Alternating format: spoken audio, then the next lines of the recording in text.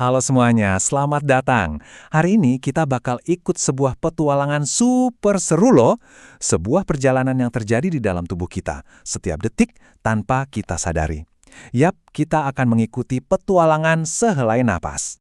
Dan di petualangan kali ini, saya, M. Lizia Rusmani, yang akan jadi pemandu kalian semua. Kita akan menjelajahi keajaiban di dalam tubuh kita bareng-bareng. Udah siap belum nih? Ayo kita mulai. Oke, coba deh inget-inget. Kalian pernah nggak lagi asik main lari-larian sama teman-teman, terus tiba-tiba napasnya jadi, ah, ngos-ngosan gitu? Pasti pernah kan? Nah, kenapa ya bisa begitu? Yuk kita bongkar rahasianya. Jadi gini, setiap kali kita tarik nafas, kita itu sebenarnya lagi ngisi bensin buat tubuh kita. Bensinnya ini namanya oksigen. Oksigen ini bahan bakar super yang nggak kelihatan, yang ngasih kita tenaga buat lari, lompat, ketawa, pokoknya buat semua hal seru.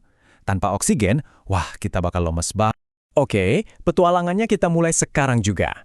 Coba bayangin kita ini kecil banget dan ikut masuk bareng udara. Pemberhentian pertama kita adalah sebuah gerbang yang pinter banget, yaitu hidung kita.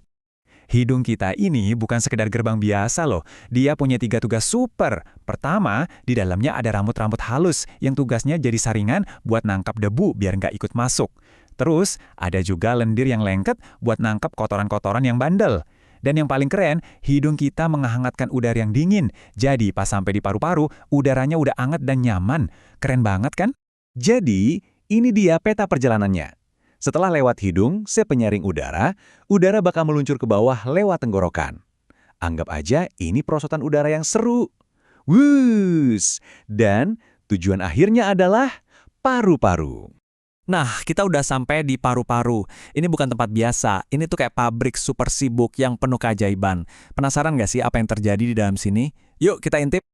Di dalam pabrik paru-paru ini ternyata ada jutaan gelembung udara yang kecil banget, namanya alveolus. Disinilah tugas paling penting terjadi. Oksigen yang tadi kita hirup diserahin ke darah buat diantar ke seluruh tubuh.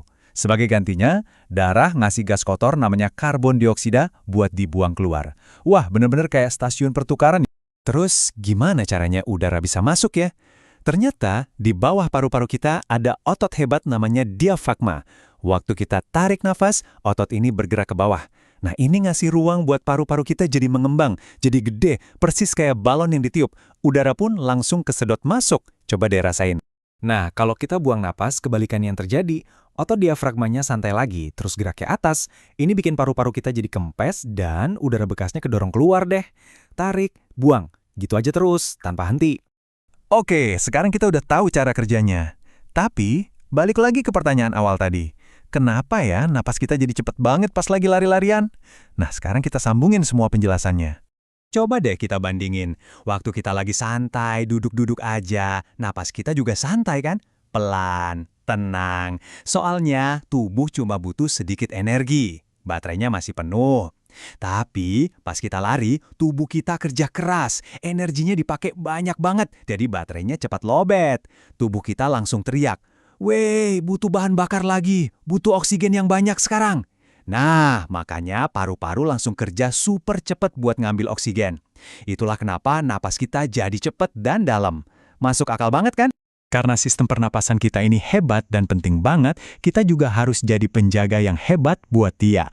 Anggap aja ini misi rahasia buat kalian, yaitu jadi pahlawan super buat paru-paru kalian sendiri.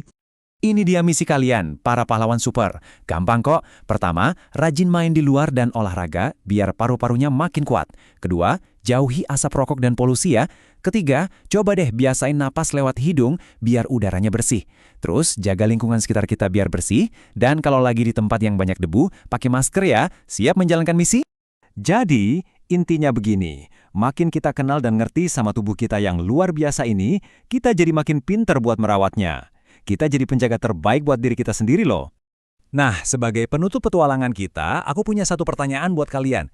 Setelah tahu semua ini, kira-kira apa sih satu hal kecil aja yang bakal kalian lakuin hari ini buat bilang terima kasih ke paru-paru kalian yang udah kerja keras?